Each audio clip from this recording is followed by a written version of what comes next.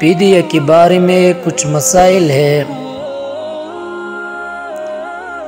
پہلا، بوڑھاپے یا دائمی بیماری کی وجہ سے روزہ کی طاقت نہ رہے تو اب اس کی ذمہ واجب ہے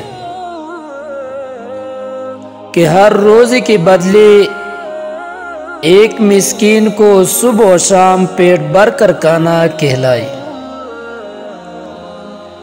یا ہر روز کے بدلے صدقہ فطر کے برابر غلہ دے دے، یا پھر اتنے غلہ کی قیمت دے دے چاہیے سارا ایک مسکین کو دے دے، یا توڑا توڑا کر کے کہیں مسکینوں میں بانٹ دے۔